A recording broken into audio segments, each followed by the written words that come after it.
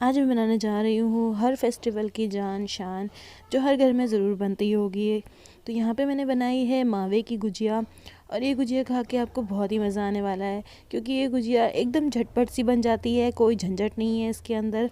तो आप इस रेसिपी को ज़रूर देखिए।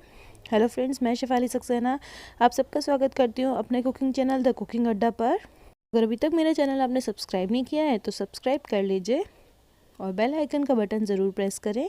इससे मेरे आने वाले सारे नोटिफिकेशंस आप तक बहुत ही जल्दी पहुंच जाएंगे। रेसिपी पसंद आए तो थम्स अप करें। चलिए इस यमी टेस्टी रेसिपी को बनाते हैं। तो यहाँ पे मैंने लिया है लगभग आधा किलो मावा, जो मार्केट में इजीली अवेलेबल है। उसको मैंने इस तरीके से कतरन में काट लिया है। तो अब मैं इसको एक फ्राई पैन में डाल देती हूँ इस तरीके से। तो मैंने सारा ही मावा इसमें यूज़ कर लिया है, और आप चाहें तो इसको घिस भी सकते हैं, और आप चाहें तो इसको क्रम्बल भी कर सकते हैं। इससे क्या होगा, जब हम मावा बनाएंगे तो वो नीचे से जलेगा नहीं, पिघलने का ज़्यादा इंतज़ार नहीं करना पड़ेगा, और जल्दी से ये जो है आसानी से सिक जाएगा। तो अब मैं यहाँ पे इसको हल्की आंच पे इस तरीके से इसको पकाऊंगी। ध्यान रखिए आंच हल्की होनी चाहिए, और आपको इसको छोड़ के नहीं जाना है कहीं, इसके साथ ही रहना है, यानी कि इसको इस तरीके से चलाते रहना है। तो आप देखेंगे लगभग 2 मिनट के अंदर अंदर ही ये इस तरीके से पिघलना शुरू हो जाएगा, इस तरीके से सॉफ्ट होना शुरू हो जाएगा। तो हमें ऐसे ही करना है, इसको अच्छे से भूनना है। इससे क्या होगा, जब हम मावे को भरेंगे करंजी में या फिर कह लें कि गुजिया के अंदर, तो जो मावा है वो ख़राब नहीं होगा, गुजिया 8 से 10 दिन तक चल जाएगी। तो मैं इस तरीके से आपको बिल्कुल अच्छे से भून लेना है। मैंने भी इसी तरीके से भून रही हूँ इसको। तो हल्के हाथों से आपको अच्छे से भून लेना है। जितने भी हमने पीसेस करे थे छोटे छोटे, वो अच्छे से पिघल जाने चाहिए। तो अब आप देखेंगे अच्छे से ये इस तरीके से एक सार हो गया है ये। और अब हम इसको भूनेंगे हल्की आंच पे, और इस तरीके से चलाते जाएंगे। आप देखेंगे कि यहाँ पे देसी घी जो होता है वो थोड़ा अलग हो रहा है, तो ये बहुत अच्छा साइन होता है कि मावा बहुत अच्छा है, इसका मतलब। तो अब ये जैसे भून रहा है, तो मैं अब इसको निकाल लेती हूँ प्लेट के अंदर। तो लगभग मैंने यहाँ पे 10 से 15 मिनट के लिए भूना है इसको, और ये बहुत अच्छे से भुन गया है। हल्के हल्के से ब्राउनिंग भी हुई है इसके अंदर, थोड़ा सा कलर भी चेंज हो गया है। और इसको मैं ठंडा करने रख देती हूँ। अब मैंने 1 टेबलस्पून मैंने डाला है यहाँ पे देसी घी का, और इसमें मैं मेवा थोड़ी सी ऐड करूँगी।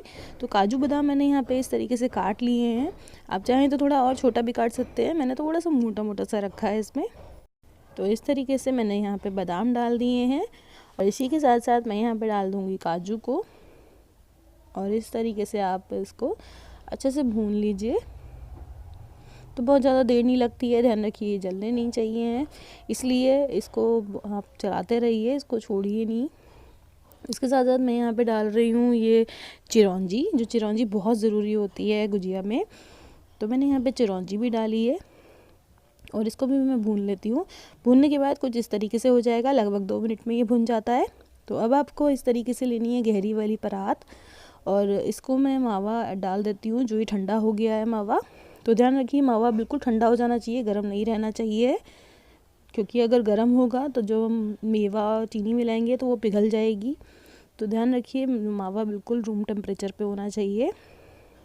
और अब मैं इसको इस तरीके से क्रम्बल कर देती हूँ मावे को, तो ये बहुत आसानी से क्रम्बल भी हो जाएगा, बिल्कुल इसी तरीके से। और अब मैं यहाँ पे डालती हूँ मेवा जो मैंने भूनी थी, इसके साथ साथ मैं यहाँ पे किशमिश भी डाल रही हूँ। तो मेवा किशमिश आपके ऊपर डिपेंड है, आपको बहुत सारी डालनी है या थोड़ी कम डालनी है। और ये है 1 कटोरी पूरा भर के मैंने लिया है नारियल का बुरादा। अगर आपके पास सूखा हुआ नारियल है तो उसको आप घिस के डाल सकते हैं। मैंने यहाँ पे नारियल का बुरादा यूज़ किया है, और इसको मैं अच्छे से क्रम्बल कर लेती हूँ इसके साथ, ताकि नारियल का बुरादा और मावा अच्छे से ना कंबाइन हो जाए इस तरीके से। तो मैंने बाकी बचा हुआ भी नारियल का बुरादा इसमें ऐड कर दिया है, और इसको मैं अच्छे से मिक्स कर लेती हूँ इस तरीके से। तो अब मैं यहाँ पे डाल रही हूँ 1 कप भर के, ये है चीनी पिसी हुई, यानी कि बूरा। आप या तो मार्केट से बूरा ले लीजिए या फिर चीनी को घर में ही पीस सकते हैं। तो यहाँ पे मैंने 1 कप पूरा भर के चीनी ली है। अगर आपकी चीनी थोड़ी मीठी कम है तो आप थोड़ा ज़्यादा भी डाल सकते हैं, लेकिन ये 1 कप पूरा जो है ये काफ़ी रहता है। तो इसको भी मैं अच्छे से मिक्स कर लेती हूँ इसमें। इसके साथ साथ मैं थोड़ी सी इलायची भी ऐड कर रही हूँ, और इसको भी अच्छे से मिक्स कर देती हूँ। तो लगभग 4 से 5 मैंने इलायची यहाँ पे डाली है, और इसको मैं अच्छे से मिक्स कर देती हूँ। तो अब आप देखेंगे कि अच्छे से ये भुरभुरी हो गई है, कहीं से कोई क्रम्बल नहीं होना चाहिए। जैसे ये मोटा सा पीस है, इसको मैं इस तरीके से कर देती हूँ। अब मैं लेती हूँ यहाँ पे 2.5 कप मैदा, या मैंने बड़ा कप लिया है 2.5, और इसको मैं थोड़ी सी जगह बना लेती हूँ इस तरीके से। इसके साथ साथ मैं यहाँ पे डाल रही हूँ घी। ये गरम घी है, तो इस बात का ज़रूर ध्यान रखिए कि ठंडा घी नहीं डालना है, गरम घी ही यूज़ करें यहाँ पे इसके अंदर, बहुत खस्तापन लाने के लिए। ये देखिए जैसे आप डालेंगे इस तरीके से बबल्स आ रहे हैं, ये बहुत ही गर्म घी है, तो इस बात का ज़रूर ध्यान रखें। खस्तापन चाहिए तो गर्म घी आपको बहुत ज़रूरी है इसमें डालना। तो लगभग मैंने आधी कटोरी गर्म घी इसमें डाला है इस तरीके से। और इसको मैं क्या करूँगी, हाथों से इस तरीके से कर लूँगी। आप चाहें तो यहाँ चम्मच भी यूज़ कर सकते हैं, क्योंकि घी बहुत गर्म होता है। तो यहाँ पे बहुत हल्के हाथों से ही आपको बच के इसको इस तरीके से क्रम्बल करना है और इसको एक साथ कर देना है। यानी कि जो घी है और मैदा को आपको अच्छे से मिक्स कर लेना है, बिल्कुल इसी तरीके से। तो बहुत आसानी से, बहुत मिनटों में हो जाता है ये काम। तो अब आप देखेंगे मैं इस तरीके से मुट्ठी बना रही हूँ, तो ये अच्छे से शेप बन रही है, इसकी होल्ड कर रहा है।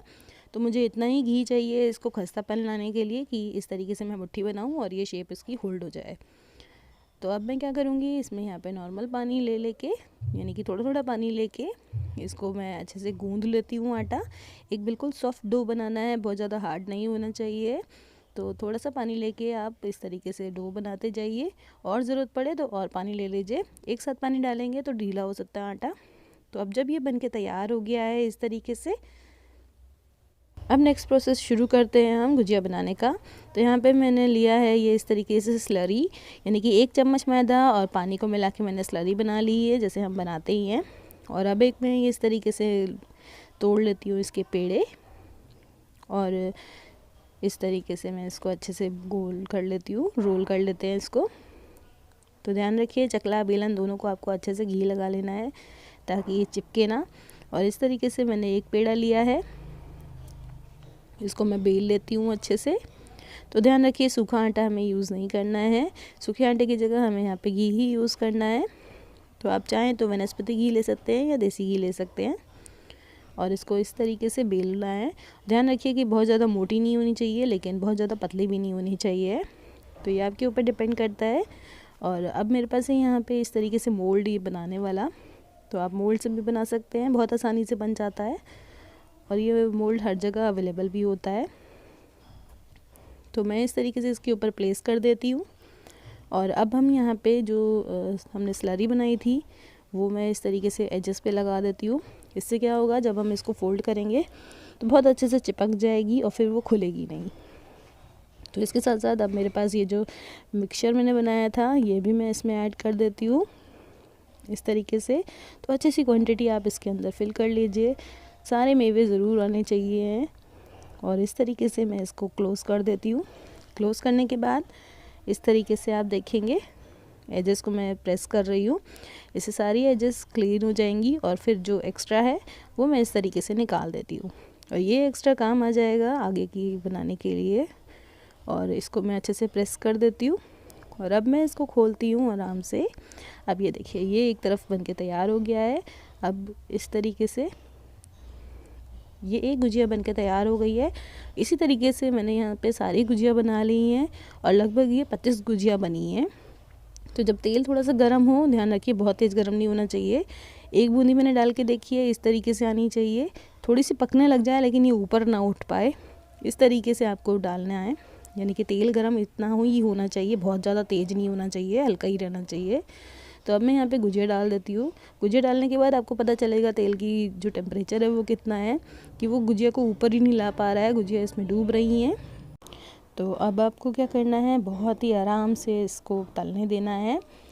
अब हल्के हल्के बुलबुले आने लग जाएंगे, गैस की आंच आपको हल्की ही रहने देनी है। और इसी तरीके से ये धीरे धीरे जब ये पकेगा तो जो गुजिया है वो थोड़ी ऊपर आने लग जाएगी और हल्की हल्की सी फूलने लग जाएगी। इस मोमेंट पे आपको इसको पलट लेना होगा। तो आप इसको पलटते जाइए और इस तरीके से ये बनती चली जाएगी। तो लगभग 5 से 10 मिनट के बाद आप देखेंगे गुजिया इस तरीके से बनके तैयार हो गई है, हल्की हल्की ब्राउनिंग आ गई है। इस तरीके से एजेस जो हैं उसके थोड़े से करारे हो जाएंगे। तो अब मैं ये गुजिया अलग से निकाल लेती हूँ। ये देखिए अच्छे से ब्राउन हो गई है, अच्छे से बन के तैयार हो गई है। और जो फुटकियाँ पड़ती हैं वो भी नहीं पड़ी हैं, क्योंकि गैस बिल्कुल हल्की हमने आंच पे इसको तला है, इसलिए जो फुटकी फुटकी सी पड़ जाती है वो नहीं पड़ी है। और गुजियों का करारापन, खस्तापन बिल्कुल वैसे ही है।